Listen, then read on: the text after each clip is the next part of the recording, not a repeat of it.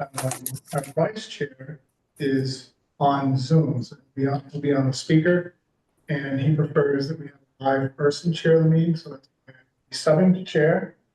I'll also introduce the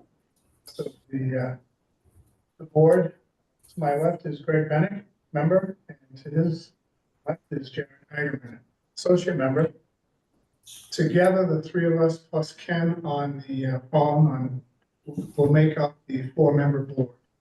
So all four of us will be voting and discussing and coming to a decision for the applications that are in front of us. Tonight, first one is actually a request for continuance, so we'll handle that first. The easiest one. It's 10.5, 10.5 Auburn Street. It's VAR 25-2. They requested to continue to 8/12/2025. So I have a motion to accept the request for continuance. Come on. So second. Did Jared second? Seconded. All right, take a vote. Can we just check? Ken, are you on? Can you hear us? Yes. Can you hear me? Yep. Good. A little soft volume, but we can hear you. Can you turn up your mic or? I'm not quite sure how to do that. I shall get closer. Can you hear me now?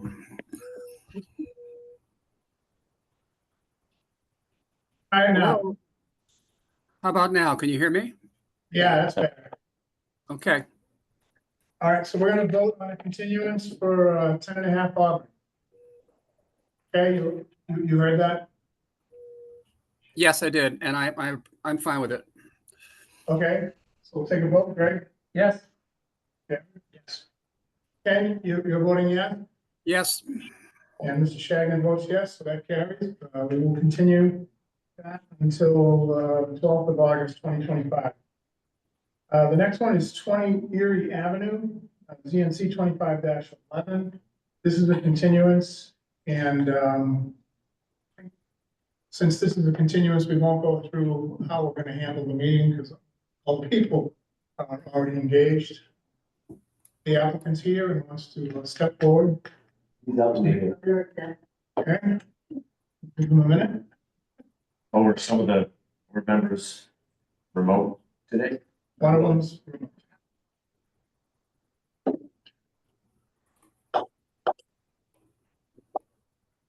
So they know the process. Yeah. Okay.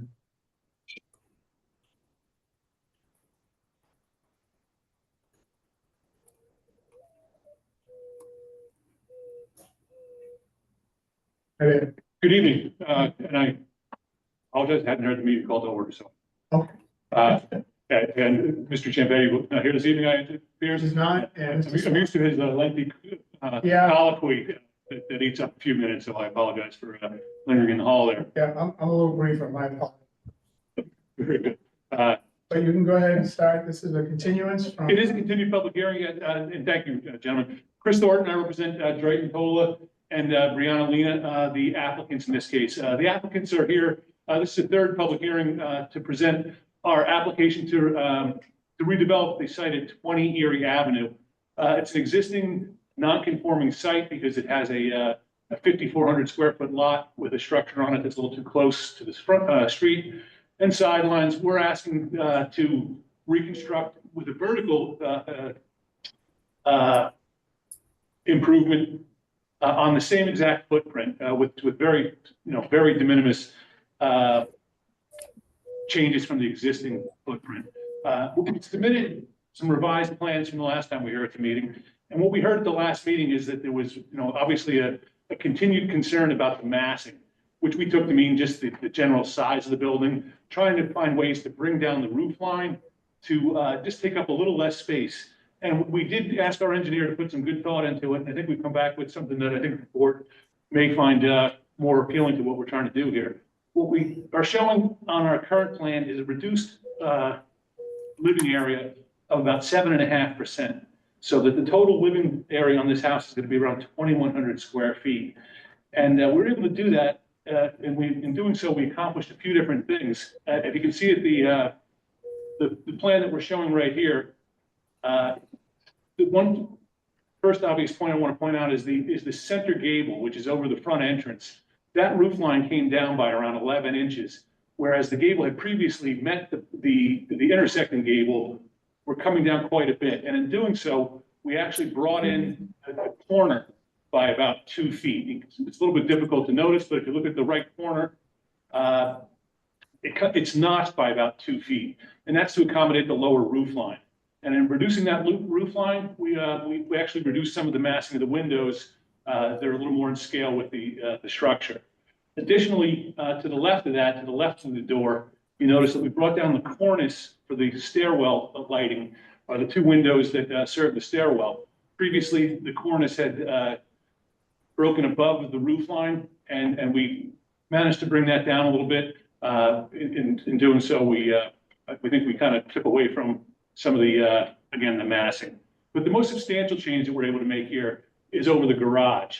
Okay, we've actually notched the garage so that we're not making a full addition above the garage, but what we're doing is using the space by adding some living space, but also creating a dormer space. And in doing so, we reduced the square footage in that area and accomplished a couple of significant things.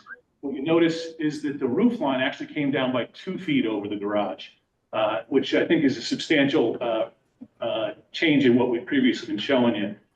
It has the effect of bringing everything back down to scale a little bit more closely with what's currently there and more consistent with what's being constructed in the redevelopment of this neighborhood.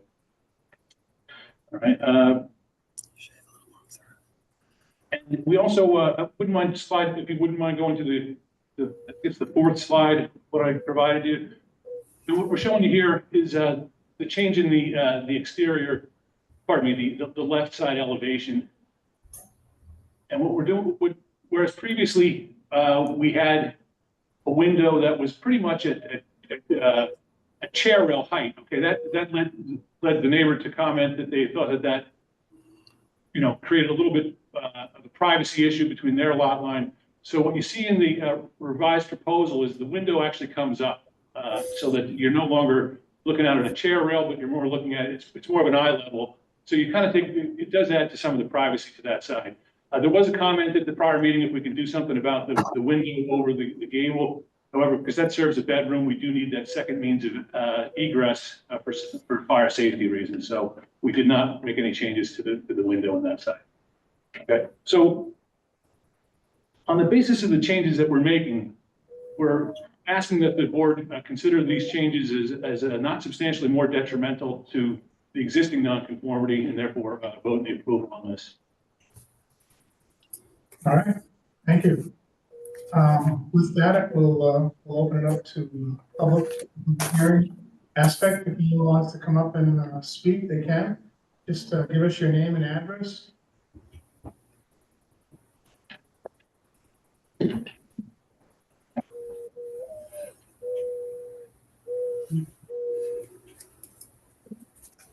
How you doing? Thank you again for the opportunity. I'm Michael McCullough, 22 Erie, so I am just if you're looking at the property just to the left. And I think our initial reaction to the plans at the end of the last meeting, there were some really great suggestions. I think takeaways from the discussion.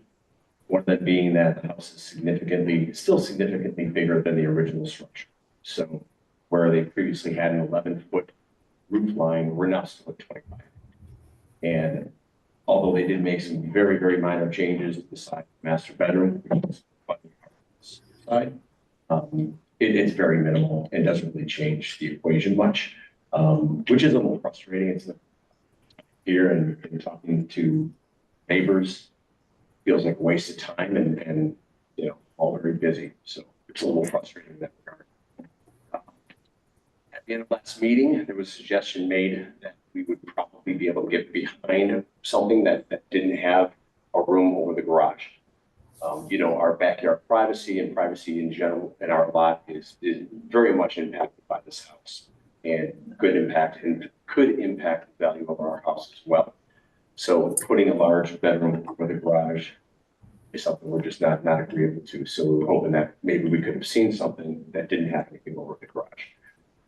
And also another request that we would have is to be able to look at the new house in between the existing homes, just to really show how big of a house it is for the lot. And I think that's one of the big concerns is these are 5,000 square foot lots, and they're putting a significantly larger house on a very small lot. 21, I think it's 21, Gary, your neighbors have 21, the house that just sold. I don't know if they've come before you all yet, but it's a larger lot than what they're building on. And they have told us that they're going to put a cable of some sort up. So something that's much more in line with what's there today. And I think they're keeping the existing footprint and just going up from there, but more in line of a cable and what will be appropriate to the neighboring houses.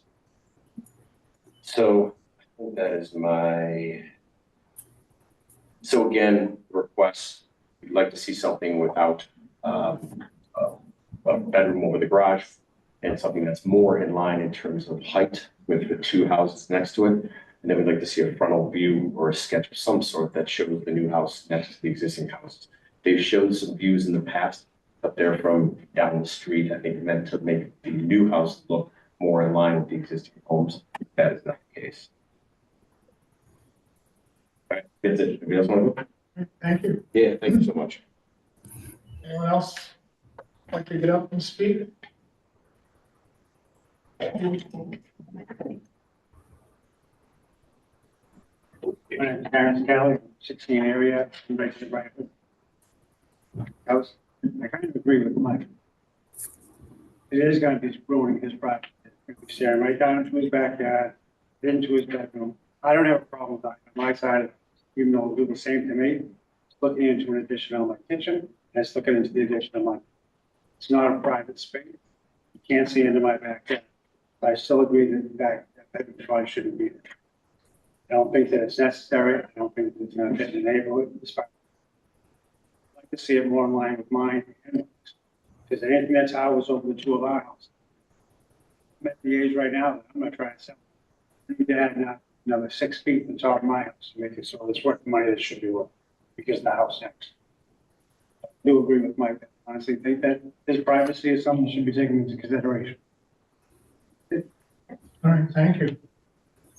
Anyone else? Yeah, please. Hi, my name is Leanne Graff. I live in 9 Erie Avenue. And one thing I think everybody needs to consider is the infrastructure. We have, was it last October, November, 3 times we had sewer backup into our basements. And when they came to fix it, they said there's serious problems. So, sorry, I'm out of breath, I rushed here. Forgot what's going on. I hope that they look into the sewer system a little more.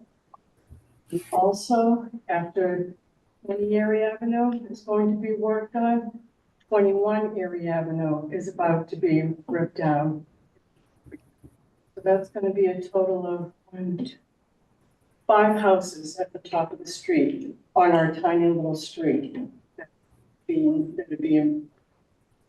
So before we go approving all these multi-bedroom huge houses, I hope that they look into repairing the sewer. All right, thank you. Anyone else in the audience like to speak for or against?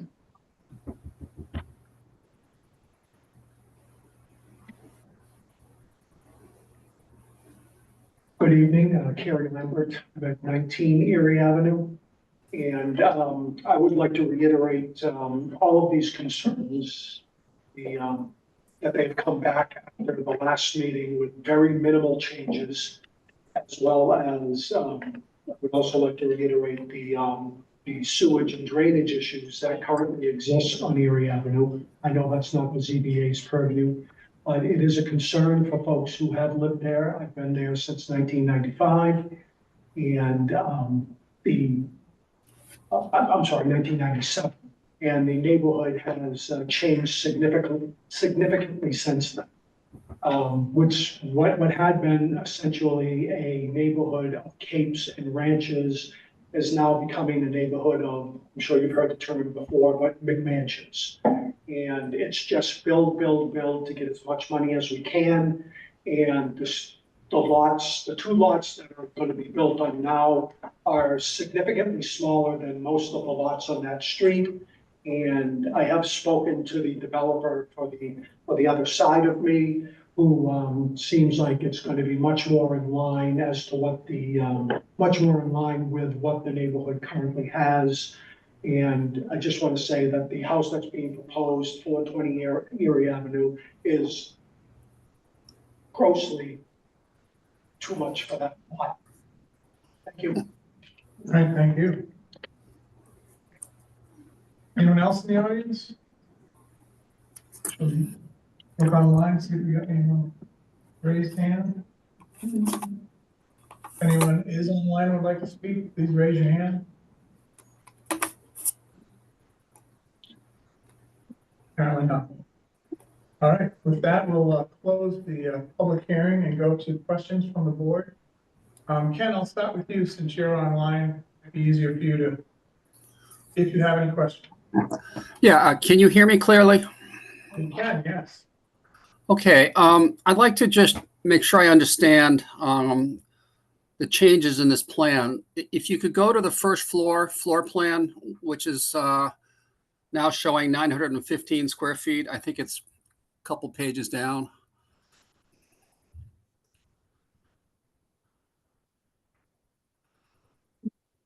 Maybe it's not. Maybe, okay, I'm sorry. It's in the design proposal from submitted. Okay, all right. Well, I have it in front of me here, so I just want to make sure we can stay on this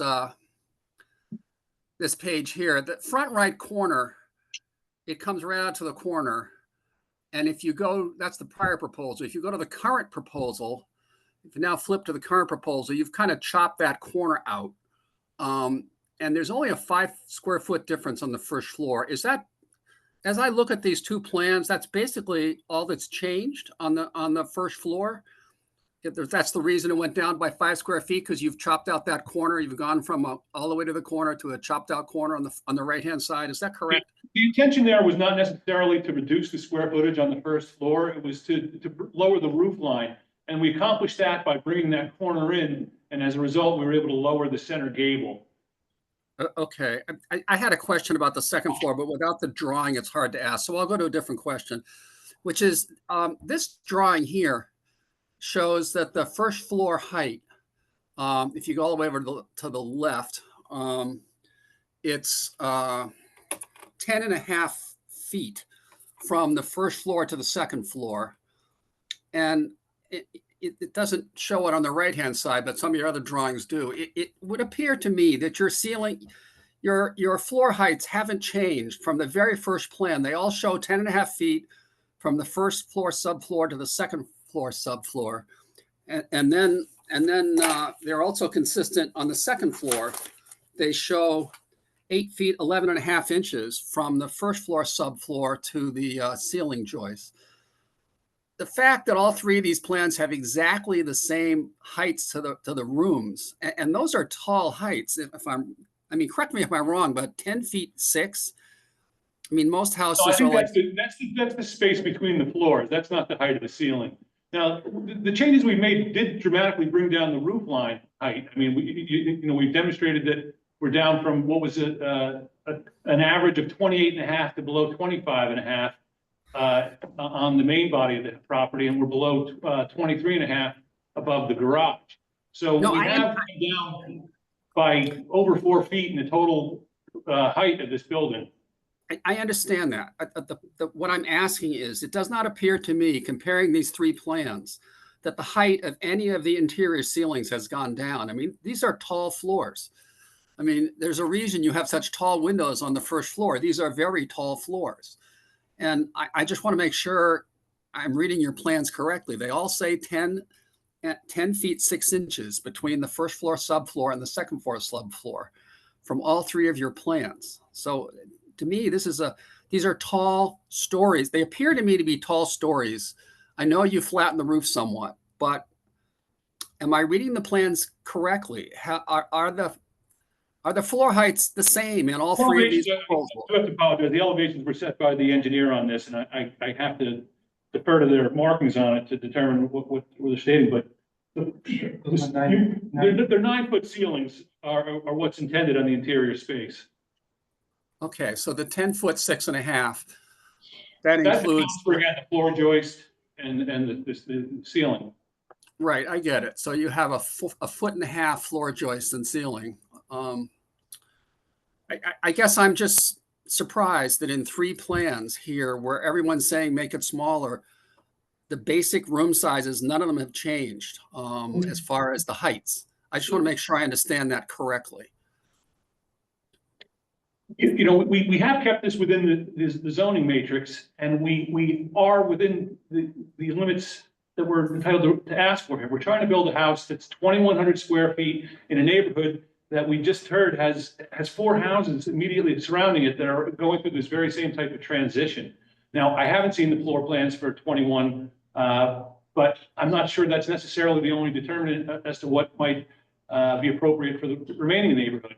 What we're proposing here is consistent with what exists within, you know, an 1/8 of a mile proximity, and including a house that's immediately adjacent to the rear. Yeah, no, I understand. We've been over a lot of this ground. I just, a lot of the folks who commented in the audience said these changes were minimal. And I understand that you've made some changes to the roof line. You also indicated you've had to reduce the window sizes in the front. But as I look at the detailed plans, it appears to me only 2 of the windows have been reduced in size between this plan and the last one. Which would be the 2 on the second floor on the gable end that we're looking at there. In reducing the height of the center gable, we did have to reduce the window sizes above on the second story. But the windows in the big windows in the middle did not change. They're the same size in both these drawings. It's only the 2 windows either side. I just want to make sure I understand this, right?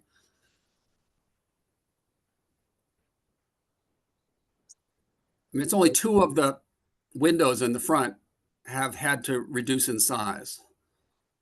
Well, actually, we reduced 2 windows under the center gable, and we also brought the windows to the left of the center entrance down to bring the cornice line below the fascia board. Okay, but the windows are still the same size. They're showing on the plans as 30 by 70. I just trying to make sure I'm understanding these plans. All right. I don't have any other questions at this time. Thank you. All right, Ken, thank you. Mr. Bennett, do you have any questions for the applicant? Sure, I understand. Looking at the Yes. I read this only non-conformity here, lot size. Well, and the setback on the front. You're not. No, the only expansion here is vertical. So, and the updated plans, the living space is how much?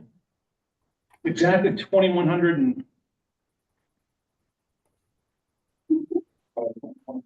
2121. I think last they said about 2.5. I can do the math, I don't need to. Yeah. Take your math. Really don't. You've had your chance.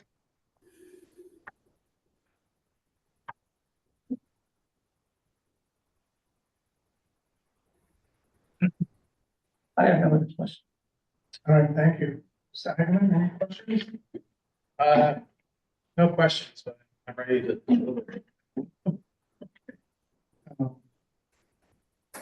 I guess I have no questions. I understand the change. Maybe I'll bring up something that was brought up this meeting was, I think it was an appeal to reach out to some of the neighbors to see if you could get some letters, recommendation, approval. My client has made an effort to reach out to some of the neighbors. As you can see, the neighbors that we'd most like to get their support are here tonight, and we are still seeking their support. But as you can also gather, none of them have offered to provide any kind of written Okay, so you've got testimony. no additional written. No, but we did speak to a neighbor, I believe, nearly directly across the street. And he's, you know, he has no opposition to it, and he's also intending to seek an ADU above his garage. So these type of things are going to come forward as this neighborhood evolves. Yeah. And as we can see from, you know, just the comments nearby, this is a neighborhood that is in transition. And this is the type of development that will likely, you know, people are going to be looking for. All right, I've got no other questions. With that, we'll move towards deliberations. I'm gonna start with Ken again, since he's on the phone, just to get it out of the way. Lucky me, bud, thanks. Well, if you don't want to, No, it's fine. It's fine. You know, my concern at the last hearing was that this lot size is 5,433 square feet, where 10,000 is required. So it's a little bit more than half of the lot size for a conforming house. It also has reduced frontage, and the setback is too close to the road, which is why we're here. And, you know, we have to decide whether this is more detrimental to the neighborhood than its pre-existing non-conforming house. And we've certainly heard from the neighbors at the first meeting and at this meeting that a lot of folks thought it was too big, and today thought these changes were minimal. I too think the changes are minimal. I realize somebody wants to be able to, there's a demand for this size house on the market. I get that. But this is a street of very small lots where the houses are mostly rather consistently much smaller than this. Someone commented that, you know, another person's going to put up a cape. Well, that would fit in much more easily than this. This is a house with very high floors, and with, I know you've squished the ceiling down a little bit, but the house, to me, the changes are too minimal, and I cannot support this. I think it is substantially more detrimental to the neighborhood than its current house. okay, thank you. Rick, you want to go next? Sure. I guess reduced to its essential. I mean, the issue is whether or not substantially more proposed to the neighborhood. The house is 2,100 square feet. It is 20 feet or so in height. Zoning requirement feet doesn't extend to any other conformity. I view the neighborhood as being one in transition. Just as obtaining a variance before this board is quite difficult because the standard is so high. The standard that we apply in issuing, approving permits for conformities is quite flexible and designed to reflect changing architectural, changing size, changing aspects of the neighborhood. And it is not designed to place streets and neighborhoods in crystalline, never to be changed. In fact, that's precisely what special permit conformities could be designed to do. For those reasons, I cannot find enough evidence here to demonstrate to me that this is substantially more detrimental to the neighborhood in any way, shape, or form. That is existing there. Mediocre condition. What is proposed is a, albeit large lot, if one could say that. And certainly next to the next two homes. But as I say, there are homes in the neighborhood, and I view and not seen any case law which definitively the neighborhood, the two houses, not the case. The neighborhood is broader than that. Community is broader than that. So all that being said, All right, Mr. Ackerman, your thoughts? Yeah, I mean, I read the case law a little bit differently than Mr. Bank, in that I do think there is substantial evidence in the record that as proposed, it could be substantially more detrimental, but I think this is close. I'll tell you what. I mean, the applicant needs all four votes tonight, and I don't know whether what suggestion is going to work. But I stand by one of the comments I made as a non-voting member last time, which is that based on the pattern in the neighborhood, I don't think there's anything substantially more detrimental inherently in having a second story. I don't feel that. However, it is under the case law, when you go from a 900 square foot building to something more than double that. That's what you're making. Also, we were looking at examples where they did have two-story buildings in the neighborhood. I'm just talking about the adjacent ones. Rare street, so I think that's in line with the neighborhood. But they didn't have both 2 stories and an addition over the garage.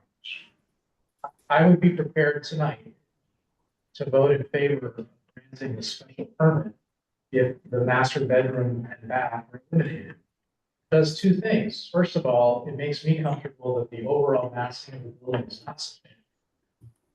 And just so everyone knows, under the case law, the only thing that's clear, to be clear, is if you do a dormer, the court has said that's not substantially detrimental. Well, this is more than that. We have to use our judgment. And in my judgment, I think a fair addition to the neighborhood would be everything but that master bedroom and bath over the garage. The other changes were well taken. This isn't the first proposal. The height has been brought down. The facade is much smaller. It also has the advantage of addressing the intensity of the use because it eliminates one of the 4 bedrooms and one of the 3.5. So I did make an inquiry as to the sewage on the street with EPS. I couldn't really find any hard information, but you know, as far as the intensity of how many people can live there, how many cars are likely to be there, how many times a toilet is going to be flushed, obviously eliminating 1 bathroom, 1 bedroom is significant. I would vote for this project if they eliminated that addition over the garage. I do. But as submitted right now, you would be against. I can't do it. It's just again, I have to use my judgment. I think it's too much. Addition over the garage without it. Well, Okay. And I'll just put my 2 cents in. I think it is close to being more detrimental. And that's the hurdle. There are no new non-conformities. So the only other bar that we're gonna measure this on is whether it's more detrimental to the neighborhood. And I think it's close, but I would side with Mr. Bennett. I think Newburyport is in a transition.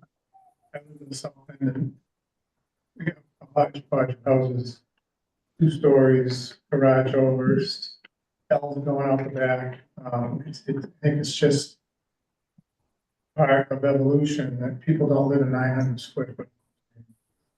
So with that said, I would support.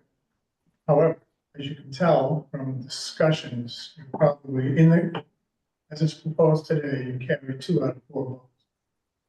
And you have the opportunity to change. I think you Continuance. still might be 3 out of 4, but I'm not sure. We have to. Well, I think we would, we've listened to these comments today, and I've had these conversations with my client. Nothing that you're saying today is catching us off guard. We did take some guidance from the building department when we reached these changes, and we intended to satisfy what the board was seeking. That said, we didn't. So I think we're willing to, ask this board once again for your further indulgence to allow us to come back and present again something that might satisfy what everyone's looking for. All right, so you would go for continuance. Do we have a date that makes the most sense? I do, Mr. Chair, I do wonder, I'd like to know from Mr. Swanton, he agreed that he vote for this tonight? We've had this. Oh, if they would have pulled the. Mr. Swan, do you want to weigh in if there was no addition over the garage?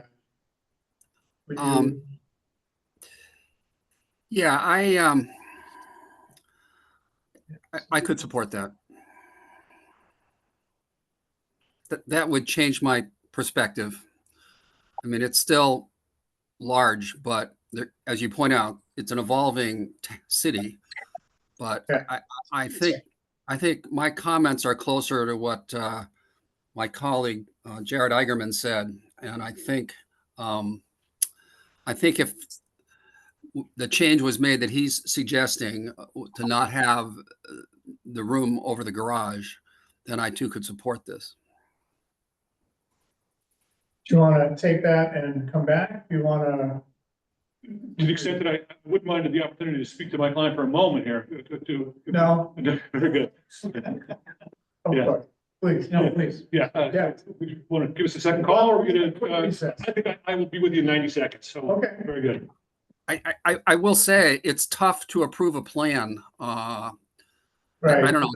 I think Andy's online here, but Andy's often cautioned us in the past to not approve a plan unless we see the plan that's going to be on file. And just to Yeah, write yeah, on if this, I could- Yeah, if I could, I mean, generically speaking, like, because to the extent there's any adjustment to the roof line in that area, you know, to rectify the removal of that upper piece, obviously, I assume this whole roof there, but in case there's any adjustments, you know, to what's there, it would make sense to have a continuance and have a clear set of plans on the time of approval. As well, yeah. We try to work with applicants and have approvals if it can be done with a simple condition without any ambiguity for the zoning administrator or building commissioner. But I just wonder in this case, if that might cause further confusion to try to close out with this set of plans, knowing that there isn't. Drafting that condition itself might be a challenge, so Yeah. why don't, I mean, and with that said, it may alleviate the need for a 90-second recess here. We would be willing to continue to the next hearing, at which point we'd be able to present a plan that would be intended to conform with what you're seeking. Okay, so Okay. Want to get the date? Put it in the motion. You have a date? The 22nd is.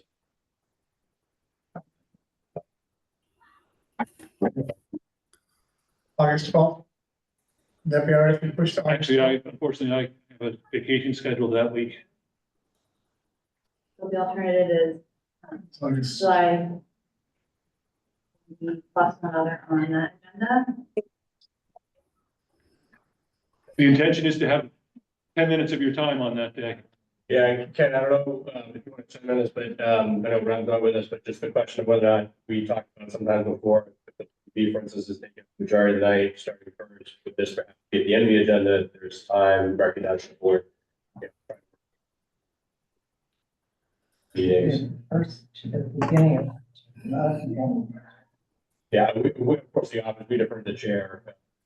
Meetings are all. Sequence. well, I would propose to continue to the 22nd. I think we can handle this dispatch, whether it's at the beginning or the end. We're down to seeing a drawing. Yeah. The only reason I would vote for the beginning is there's some chance if we put them at the end. It's gonna be up to. We can certainly. Let's shoot for the 22nd and do whatever we can to get you on sooner rather than later. Thank you very much, members. Appreciate your time tonight, and we'll see you again on the 22nd. We need a motion. We need a motion. I'm sorry, July 22nd? Second? All right, let's take- Bennett? Yeah. Mrs. Swan? yes, Okay, and Mrs. Shagan, yes? Let's have it, and we will see you back on. Good evening. Thank you. All right, the next on the agenda is 9 Bromfield, DNC 25-15. The applicant is on the phone, and before we get started, I guess we'll just go over how this will carry the day. We will ask the applicant to make a presentation. At the end of the presentation, we will then move into a public hearing. We'll start with people in the audience. And we did with the previous applicant, then we'll move to anyone that might be online. Question. Once we finish the public hearing, we'll then go to questions by the board. Each member will have a chance to ask questions. Once that is complete, we'll then go into deliberations, which you heard just a minute ago, where the applicant will actually hear us discuss pros and cons of the application, if there are any questions or additional information needed. And then we'll close that and move to a vote. you will hear, as you did even with the,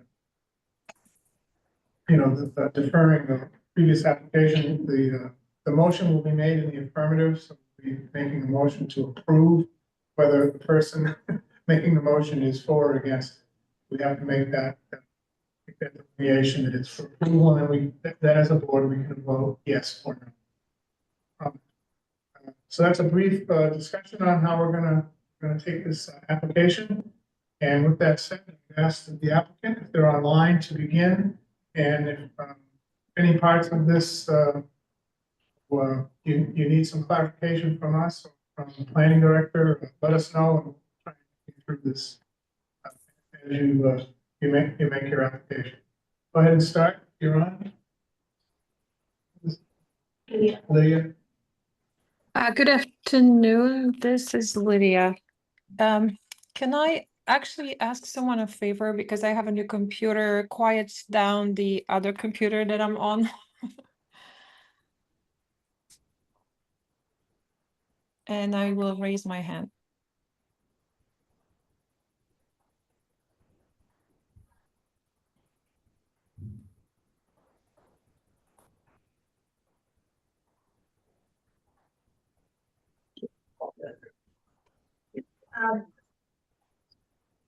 You're muted on both of those, Lydia, and we've unmuted both of them.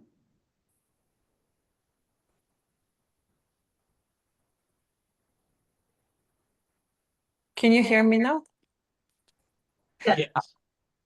Okay, I think wait, maybe there is a way. Oh.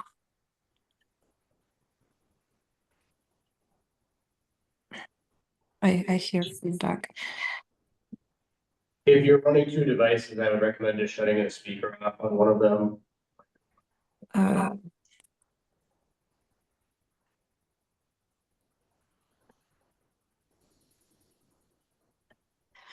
I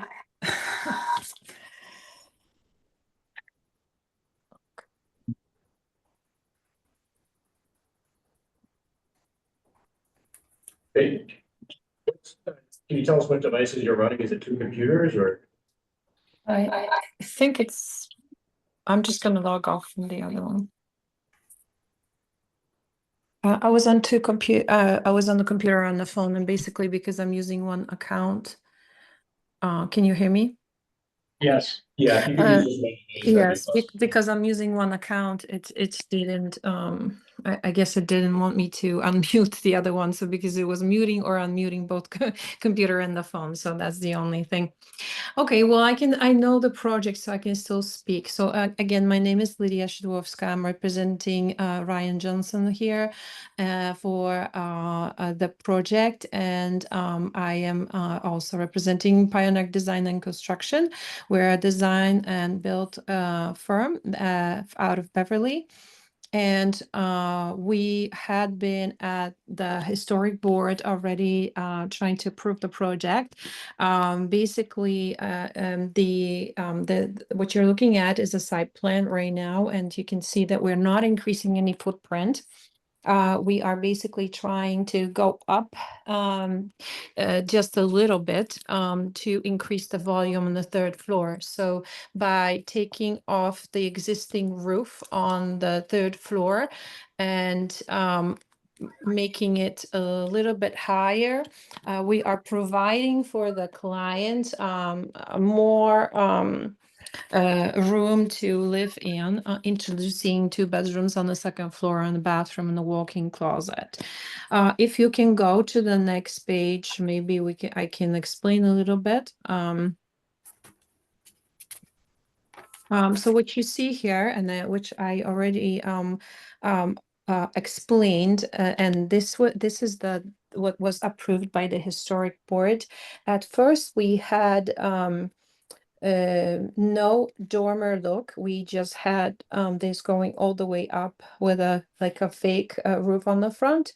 But the board was asking us to push up back 9 inches so the structure looks more like a dormer. So what we did is we had done exactly that, and providing the offset on the front. and we met the expectations of the board. We also indicated the finishes, and this was approved by the historic. Now the question here that we are asking is for you to take a look at the drawings and see if you can approve it the way that you see it. We feel like it's the same shape, it's just slightly bigger, like slightly taller. And we also not tried to make this visually tall, so that's why you see that front roof line the same pitch as it was before.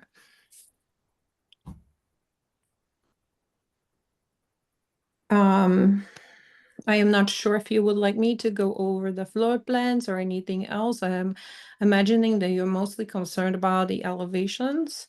And if you would like to take a motion to see if we can get this approved the way it is, we do have some agreement from the neighborhood. They were not opposed to this project. They were fully happy with the design and how the project looked like.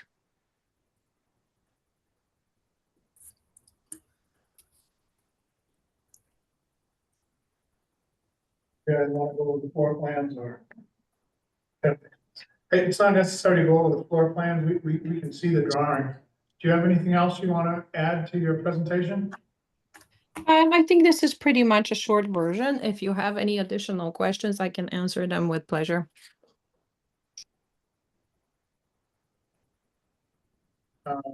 With the presentation completed, we'll go into the audience and see if we've got any public comment to be made about 9 Bromfield. Got one? Again, please give your name and address before you start. Sure. My name is Bronson Stower. I live at 19 Walnut Street in Newburyport. You know, I'm not in a butter to this property, but I spend a fair amount of time on Bromfield Street. I have friends who live there. I'm familiar with this. I think the changes which are proposed are very much not in keeping with the neighborhood and create a very large mass building. This is a modest, small building, which is hemmed in on both sides by the adjoining properties. And to build it up in this, the level of mass which is being proposed, I think creates for me, I would say, is a freakish building, of which unfortunately we have a few in Newburyport. I think that it is very well, I think the planning director's comments are very well set in pointing out that the overall massing and placement of massing is really is not in relationship with the original historic nature of the structure. It's understandable that people want to expand these and want to maximize the internal square footage and the value of the property. But this really changes the original character of the structure and does not fit in with the neighborhood. And so I'm asking that you oppose the motion as it stands. Thank you. All right, thank you. Anyone else in the audience, please?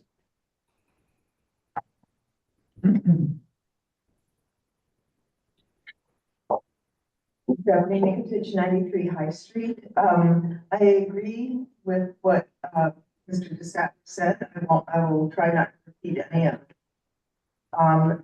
But what I will add is my support for the dormer standards for historic buildings the City Council enacted in 2009. A member of the public, I supported it. This application doesn't follow those standards. The council enacted the dormer standards specifically to prevent this type of roof line change. So again, I'll just agree with Mr. DeSatler also with Director Port and his comments in the staff report that this takes the building, it changes the character of the structure, the streetscape, the neighborhood, and it also impacts the preservation of Newburyport's more modest homes, which, although we are a city in transition, the transition sometimes goes too far. We do need our smaller homes, which are perfectly fine for many people. Thank you. All right, thank you.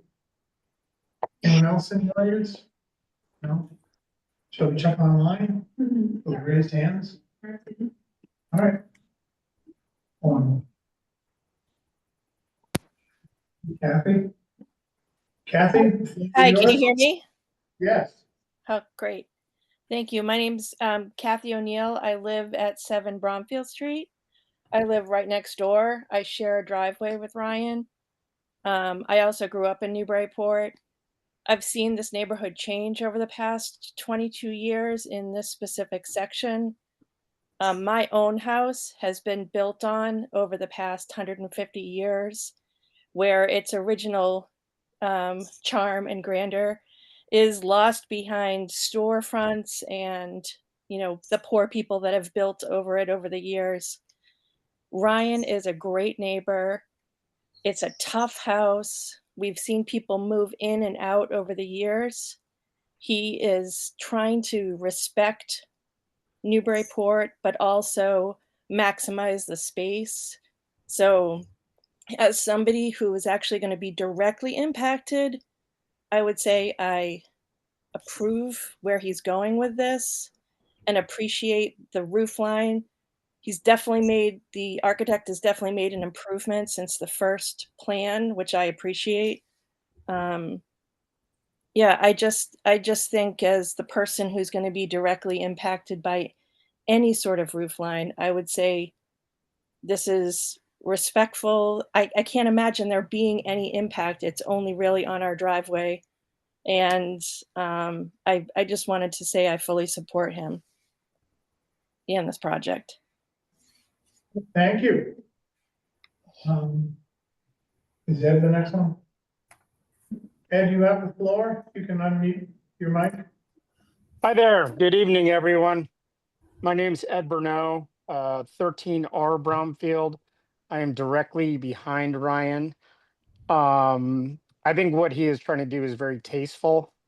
If you look at a lot of the structures that have been built around the community, they're very much in line with this. If you just go down our street, there's some structures just like it, which would have equal quote unquote grandeur. So I don't think it is going out on a limb at all. Ryan is going to be here for the long haul. I know that he's not going to be coming in and out. This is not a move to increase the value of his house and then sell it. That is not that. He's going to be here for the long haul. And I am completely 100% okay with the project. And we would be one of the other neighbors that would be directly affected by this. And we are completely okay with it. All right, great. Thank you. Thank you. Anyone else? All right. With that, we'll close the public hearing, and I think we'll go to questions from the board. We'll start internal because Ken doesn't like to go first. You want to go, Jared? I don't think I have any question.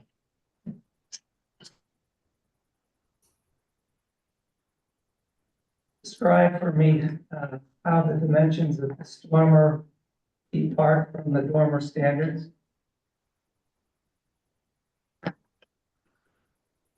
Could you repeat the question, please?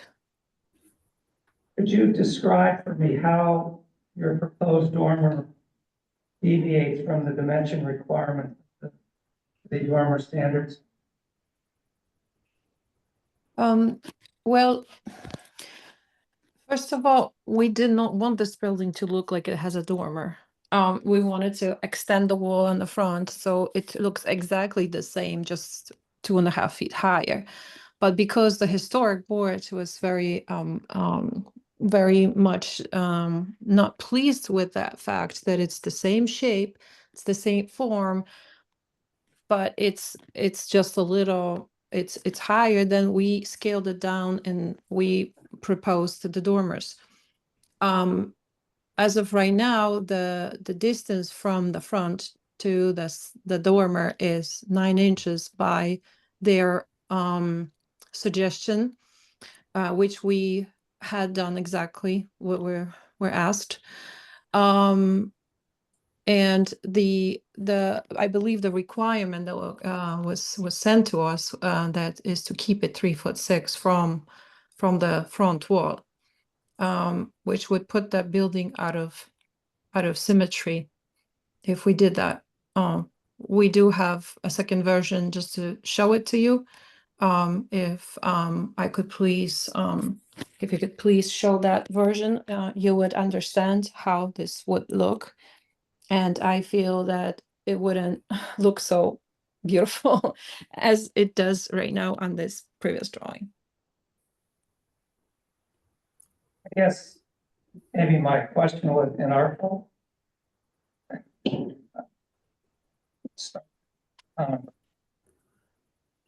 You added the dormer to this structure?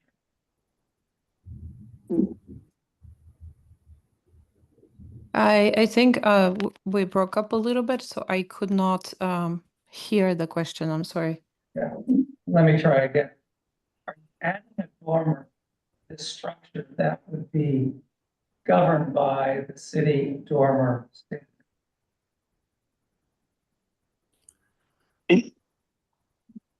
Good evening, sir. This is Ryan Johnson. I do not believe that this would constitute a dormer under the city ordinance 6A.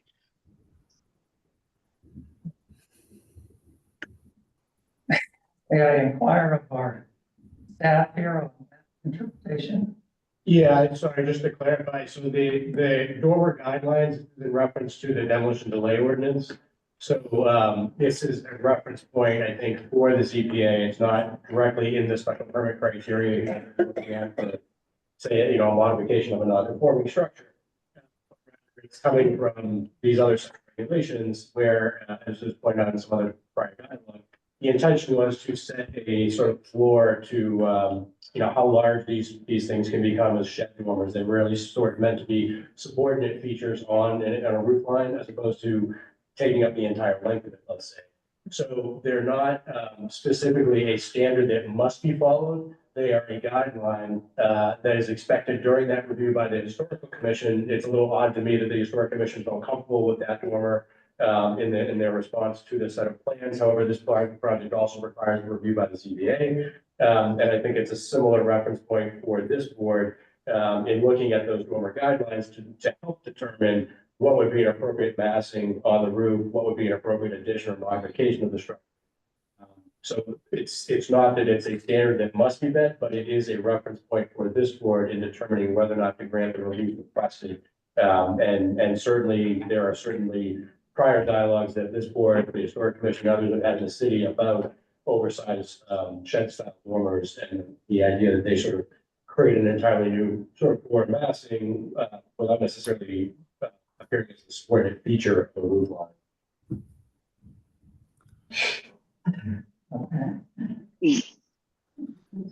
So, yes, sir, I do understand. I do think it's important to note that the change in the roof line does not change the square footage of the third floor of my residence, which is currently finished space.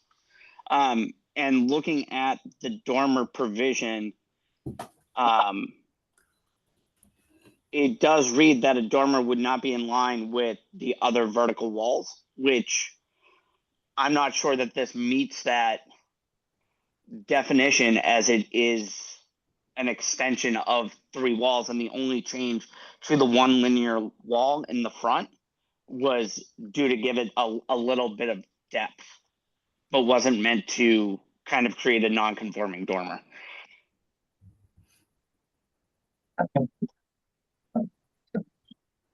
I'll ask another question then. What interior spaces added? I mean, what was your goal? Did you add bathroom, bedroom? Tell me about why you're doing this. Good evening. So yeah, so the intention of the project is to allow me to better utilize the space within my house and improve the safety of my house so that I can remain in my residence long term. As part of this project, I do replace the entire center staircase to bring it up to modern safety and safety codes and sloping to improve the safety and improve the longevity that I can stay in the house. My current third floor is considered finished space, in which currently it's used as storage. And the intent of this project is to allow me more height so I can stand in that finished space and utilize it to grow a family, to remain in the house. So it's really allowing me to repurpose the finished space that is already present in my home. Okay, so what the repurposing will be, what bedrooms, bathrooms? It's a bedroom, a closet, and a bathroom.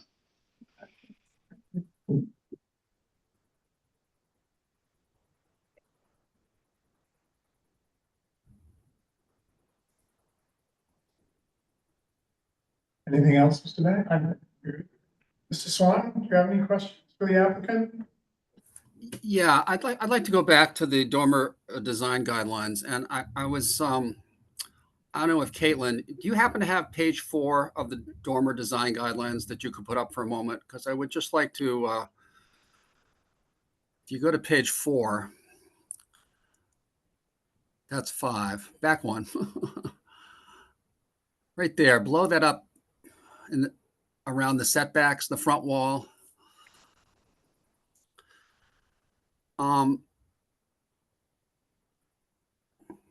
Thank you.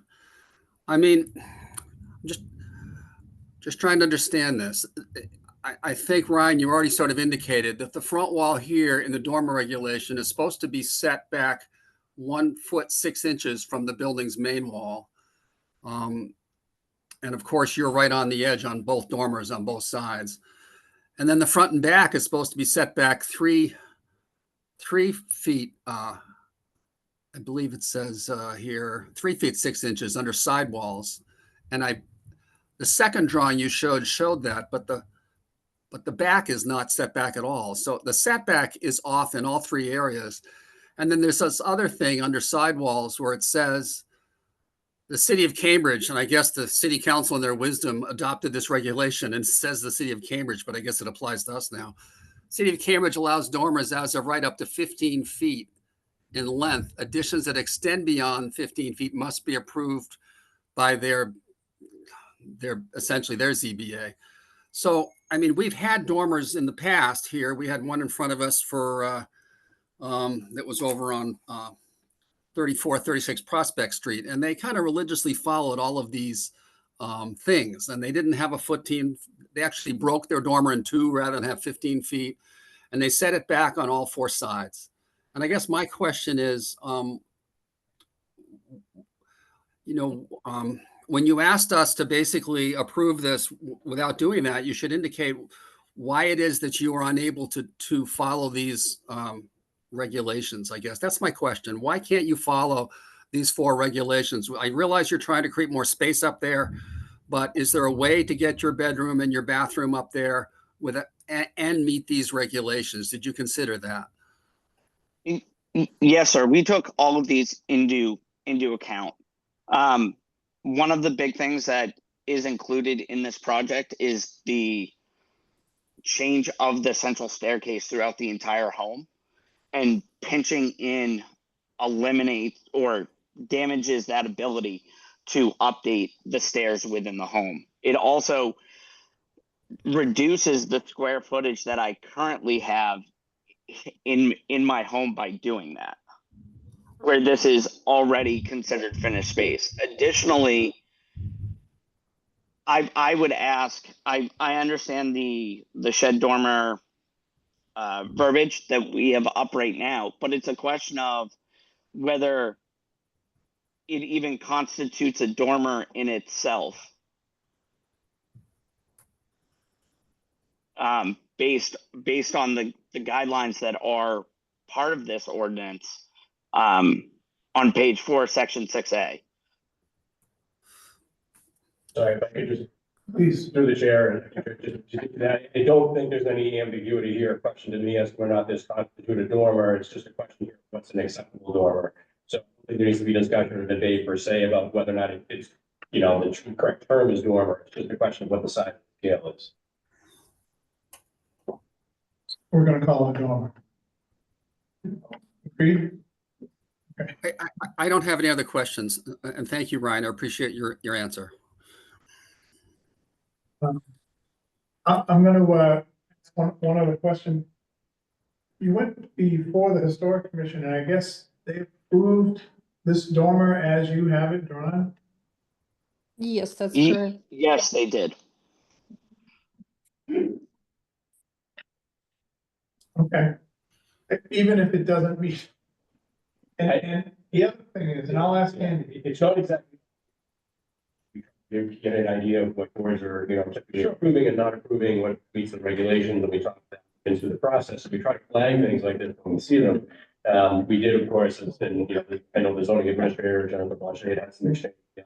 Well, we tried to flag the fact that this dormer was very large. I did not have expected this dormer to appeal. So this context, but there it is again, another. Well, if I may, the benefit of everyone, they don't actually approve the design. They're deciding as whether to impose a delay. Yeah. Correct. So that it doesn't, you know, just because they don't impose a delay or they vote to lift it doesn't mean they endorse the design. Okay. The other question I had is the shed dormer regulations, that document. When I read that, it seems to say strongly suggest, or we would prefer, Yes. rather than you must follow this to the inch. Yes, however, I think it's, like I said earlier, I think it's a very good reference point. Understood. For specifically, particularly where there's relief required, you know. Understood. Yeah. It's just, It's a good point, your distinction you made, which is that the board, I think, has flexibility to look at that. But I think it's, like I said, a reference point. that's what I was trying to get to, is it's not as black and white as some of our work. It's not like a setback of 20 feet. Right. And you're. Where 19 feet is not. Right, it's not a variance per se, right? Yeah, the word they need a variance.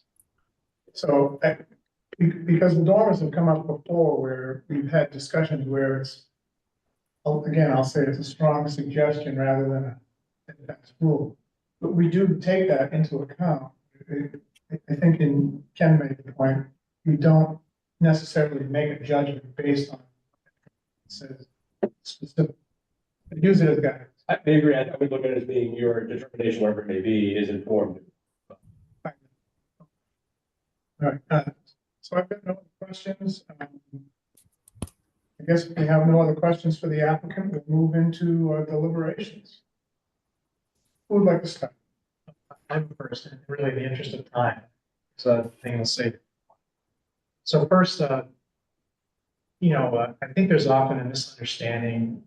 You know, I moved on what substantial this is. It just means it has substance. It doesn't mean it just means it's not illusory.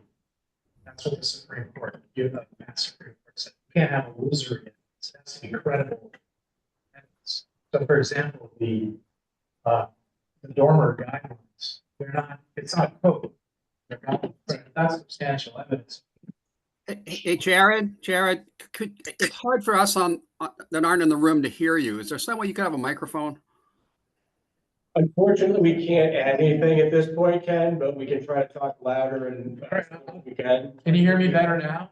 Yeah, it's primarily you and Greg that are hard to hear. So, okay. Okay, all right, I'll speak up. Okay, so that's, so for benefit of everyone, that it is substantial evidence. That's what my concern is. Our job is to design first floor addition. Really what this is. It doesn't meet our dormer. Doesn't look like it. Is substantially detrimental.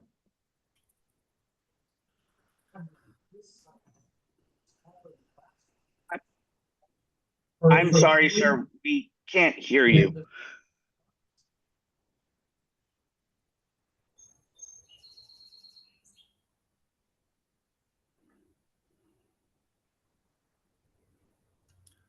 Now we don't hear anything.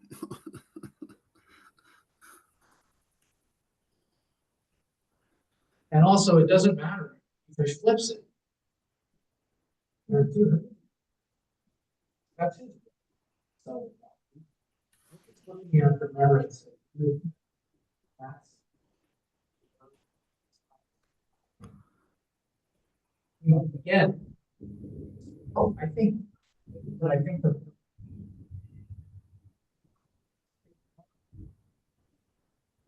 Supreme Court said examples of improvements that are not substantially detrimental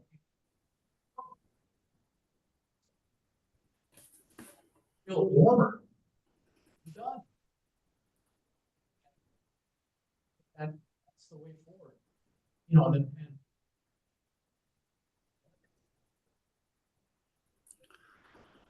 that does not. I cannot hear anything. I'm sorry.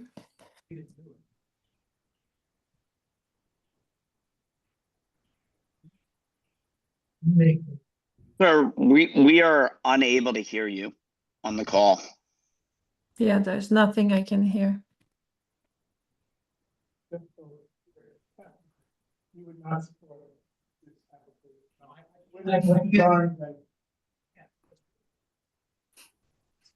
Caitlin, are you guys still there?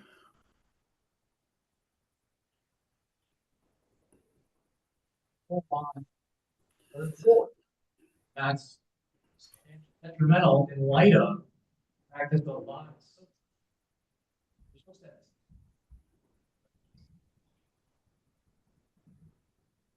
And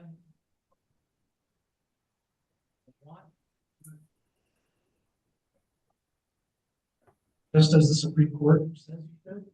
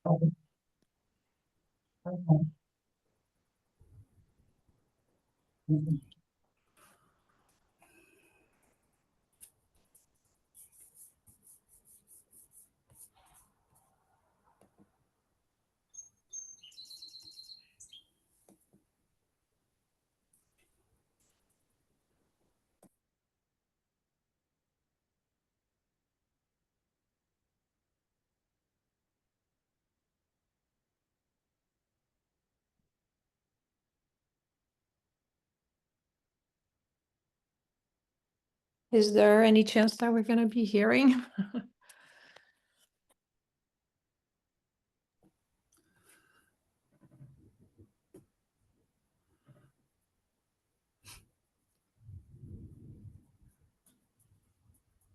Caitlin, are you guys still there? Lydia, can you hear me? Yes, I can hear you, but I cannot hear anybody else. Well, neither can I.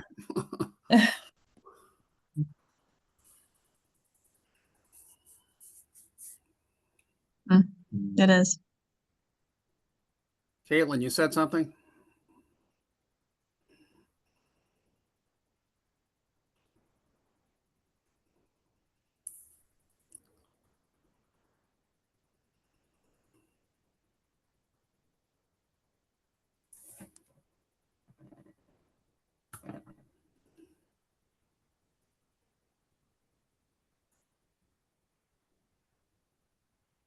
Yes. I assume they're having technical difficulties. Says microphone array. I Yeah, have no idea. my computer. Yeah.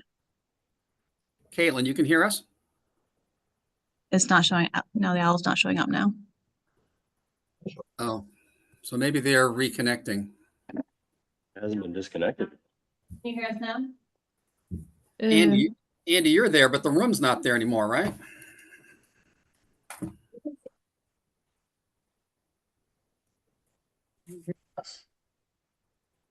The owl just lit up. Oh, looks like you're back. Yeah. I can hear you. Whatever you did, Andy, thank you. Do you want to give us your thoughts for deliberation on this? I got to tell you, am I the first one to speak? Because No, you're the third. Could you summarize perhaps what, I mean, those of us on the line, including the applicant and their architect, have heard nothing. Okay. Mr. Igerman and Mr. Bennett are opposed to the application as submitted. Okay. In general. My comment is, I understand what Ryan, you're trying to do. And, you know, I'd be looking for a way to make more use out of my upstairs as well.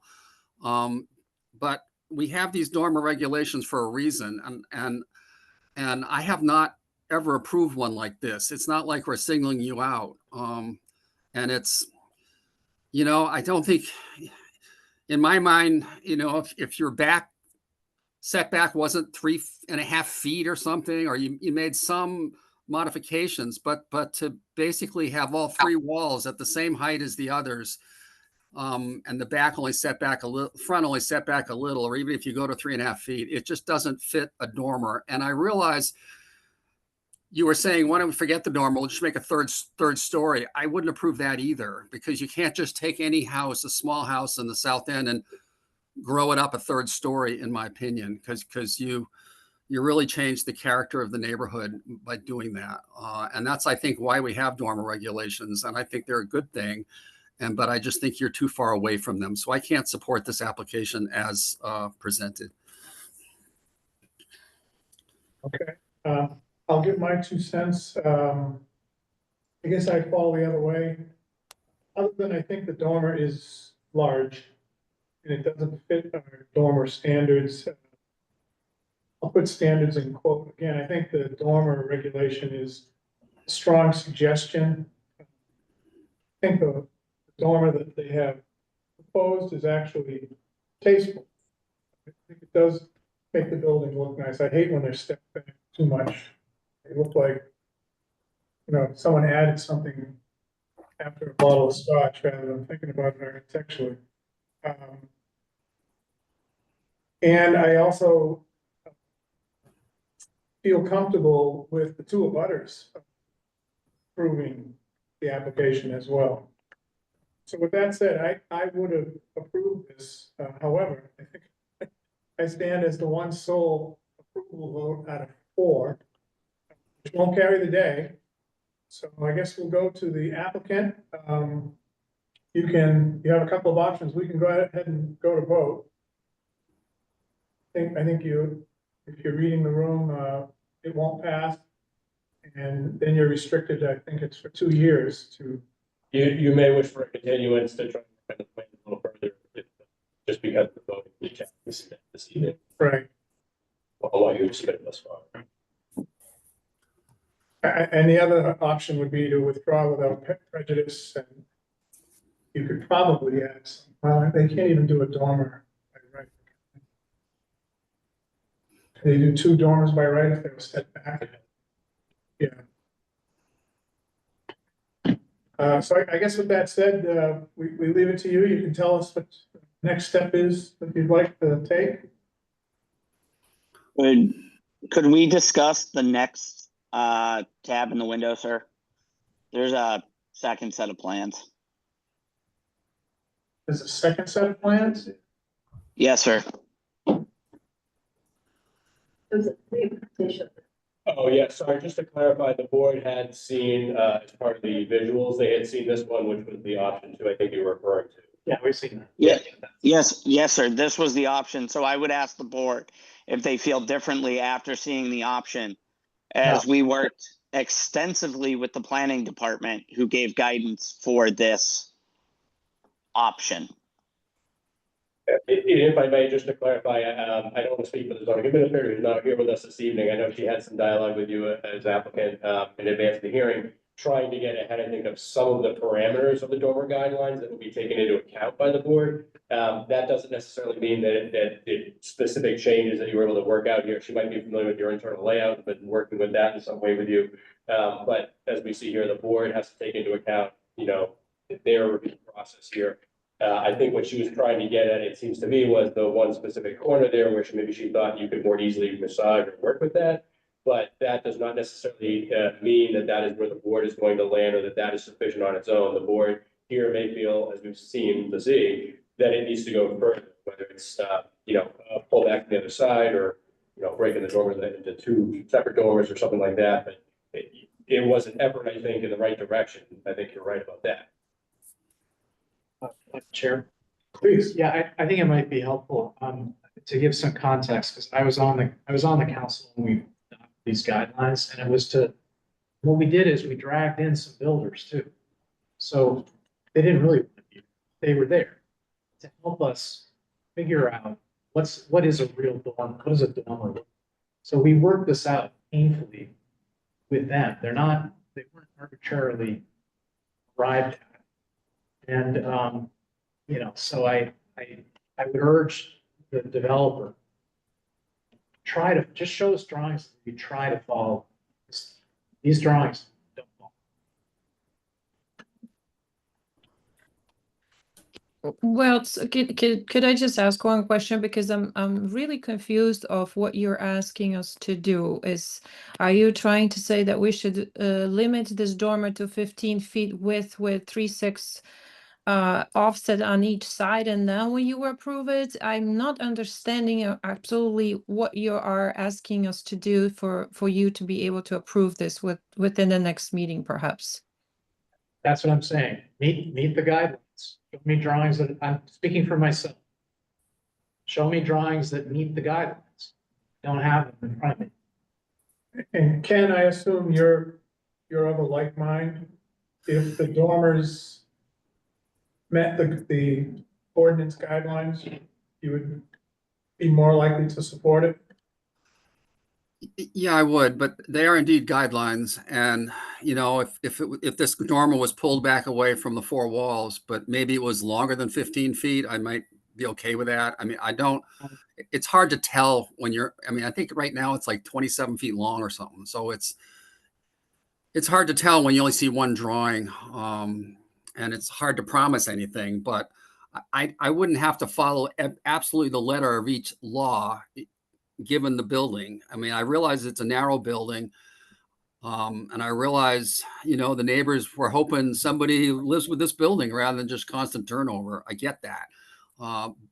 So I would like to see something that met dormer guidelines, or at least they tried to meet it and then they backed off, and here's the reason why, and that kind of thing. But this one just backs off in 4 to 5 dimensions, basically.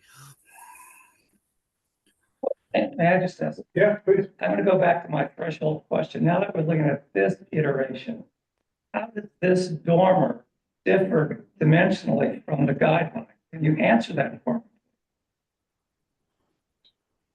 I take it it's too long. Is that correct? The other end is. The other end isn't inside enough. Is the applicant here listening, hearing me here?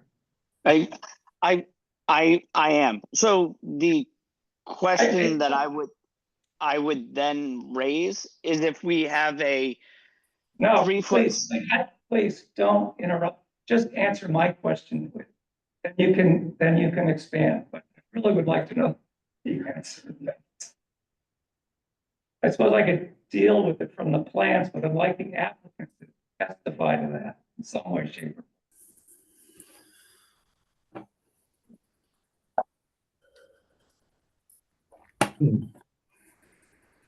Could you please restate the question, sir? I could not hear you.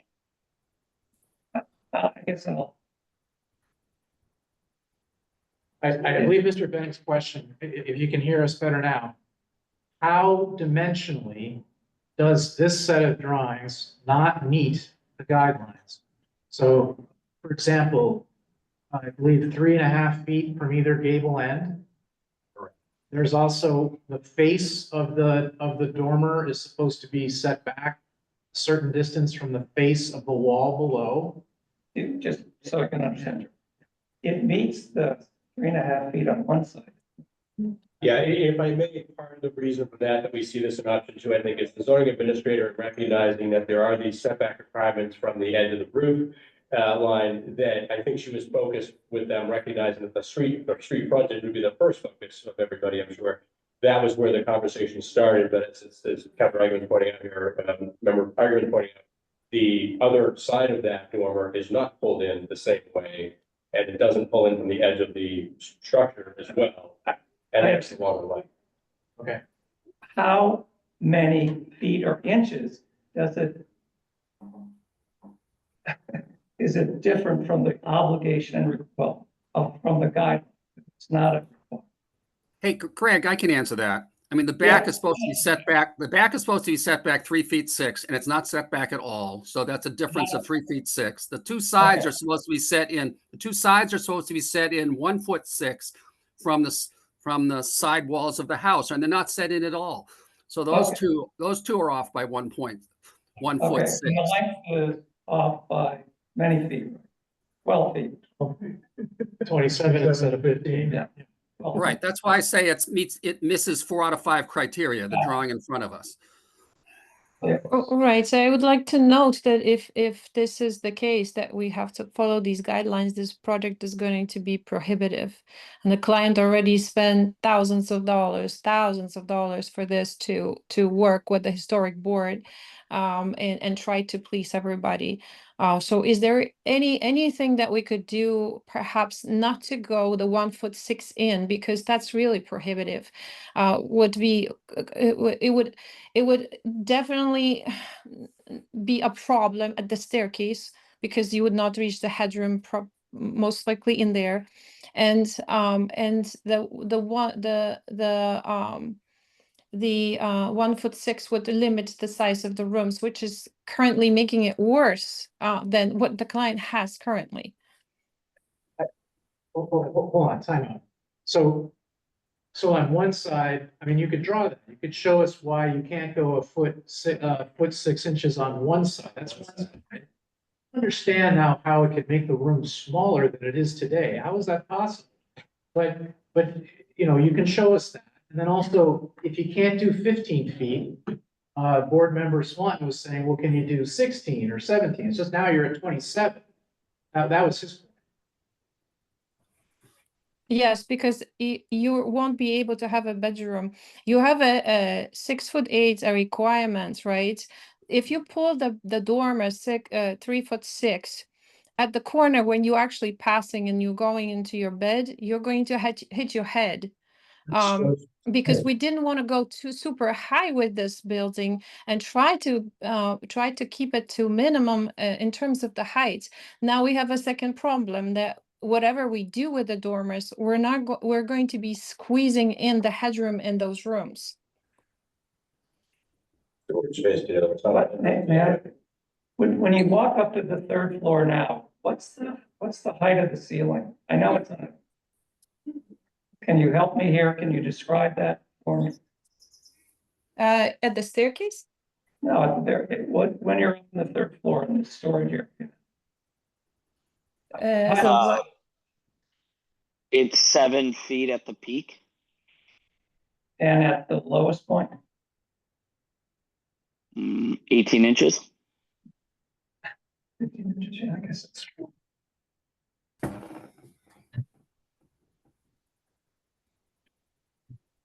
And part of not pinching the building in, sir, was so that we could build new stairs that are conforming to the safety standards of the current building codes. No, building we understand the stairs. Right, I think one of the members was just pointing out that it's possible that you may perhaps work with that. One side has to have a little bit more space or violate the guidelines a little bit in order to fit the stairwell, but it may not mean that the entirety of both dormers on both sides need to be of that size. It might be, and perhaps you could work with the floor plan internally or illustrate that to the board if you're circling back, but it's not obvious, I think, to the board at this time that you would need to push up this entire envelope here for the dormers just to do the stairwell, essentially to get up there. And if the dormers are adding height to, the head height essentially to what's there today, it's not obvious that there's a loss of space in the proposal. And part of it, sir, is a balance between the cost of redoing all of the stairs and reconfiguring the home to both maximize what your usage is with the cost of trying to do an update for the stairs and for other safety and environmental considerations, and bring things up to modern code. Okay, because if it's not necessarily a loss of square footage per se, right? Because right now it's sloped roof with an attic space, essentially it's constrained to some degree. The dormers would add or improve that, even if they were smaller size, they would still add to that. Just because you had suggested earlier that it might restrict or make it smaller. Can I ask a different question to the board, please?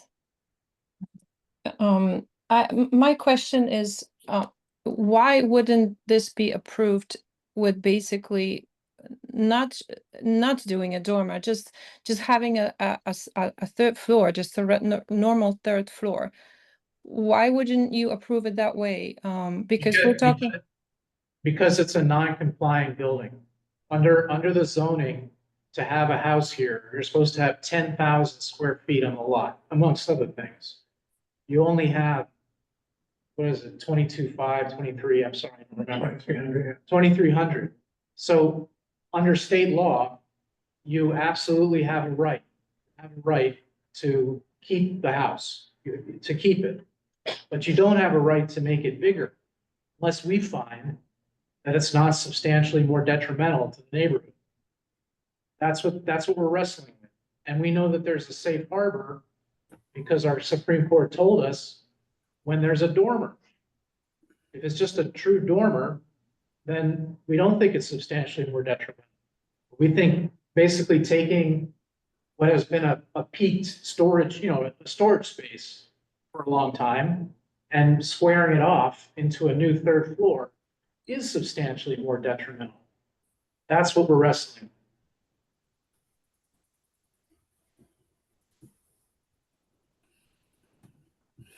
with. Sure, but I understand what you're saying. I use it as storage. However, on my assessment, it's listed as a bedroom by the city of Newburyport. Yeah, I'm not talking about that. We're talking about the actual volume. Again, the actual, whether you sleep there or whatever you do there, that's not what we're wrestling with. And the dormer guidelines don't say anything about that. So we're talking about the volume, the mass, how it looks from the outside. And we're trying to respect what you said about the staircase, but the staircase is on one side. So we recognize with some good design work, maybe you can work around the staircase and maybe you can't meet the guidelines for the staircase. But we'd like to see you try for the rest so we could approve your project. I thought that the footprint of the house matters, not the volume, if in terms of the small lot.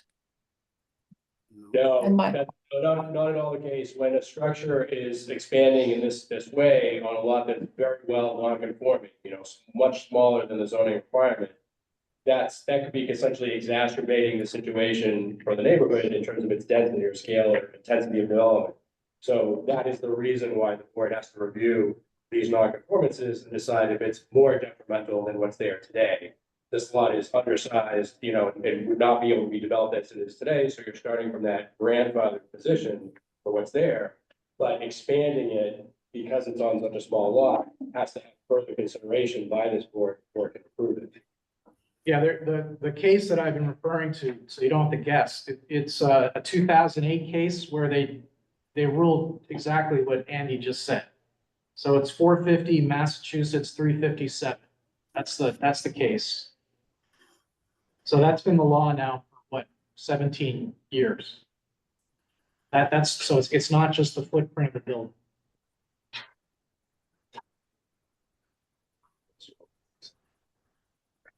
Yeah, I think probably, if you're in agreement, I think we would advise that you would ask for continuance. And you could come back with revised drawings that might meet the board's approval. I know that we don't have the zoning administrator with us. I know she made some efforts before this meeting. We were going from last week to work with you on that front side, if you will, to pull back the dormer there. I think if you want to follow up with her and with us in the office, we'll sit down with you, meet with you again, between now and the next meeting to try to work through the plans with you and see if we can work with you to get to the plans to be more responsive to the guidelines and what the board's looking for. So that when you come back, it might be, you know, some of the board members have pointed out, in a position where they could approve it because it's been reduced, the dormers have been reduced in size to the extent they can be. I guess the question would be, what is the date? Would it make sense to go to the August? Okay, so we would recommend August 12th, if you're in agreement. I would refer to the client for the answer for that. I'm not sure if he would like to go through this exercise. Yes, I'm in agreement for a continuance. All right. Well, the applicants ask for a continuance to the August 12th meeting. Do we have a? So moved. The motion is made, seconded? Second. Mr. Bennett? Mr. Ackerman? Yes. Nay? Yes. Mr. Bennett? Yes. Mr. Swanton? Yes. And Mr. Shagnon, yes, it carries. We'll see you back on the 12th of August. Okay. Excuse me, gentlemen. I would just like to say one thing. This is Ed Burnell. I live right directly behind Ryan. You guys keep referring to the neighborhood and protecting the neighborhood. You've got 2 of the 3 abutters right next to Ryan who think this is tastefully done. I would consider ourselves the neighborhood. All right, so I'd like you to keep that in consideration. Very well said. Thank you. Yes. All right, with that, I think the public hearings are completed. We'll close that part of the meeting. The public hearing is closed. What do we have next? Approval of the minutes of 6:24. I didn't read them all, so I only got about half of them. I'm sure they're perfect. Does anyone have any changes? It can be carried. No. So someone should move that we approve the minutes. I will move that we, Second? Mr. Shagnon, second. All those in favor, just say aye. Aye. Aye. No oppositions? No abstentions? All right, good. Any other updates from the chair? Has nothing.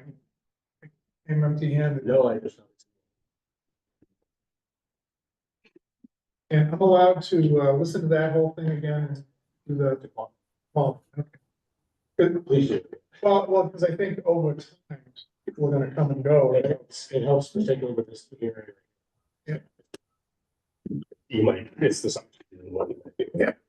It's more qualified the better, and I apologize for missing that. Ken, we're all set. Do you want to make a motion to adjourn? I'll move, we adjourn. Second? All those in favor say aye. Aye. Aye. No opposition. All right, thanks, Ken. Thank you. Thanks, All bud. right.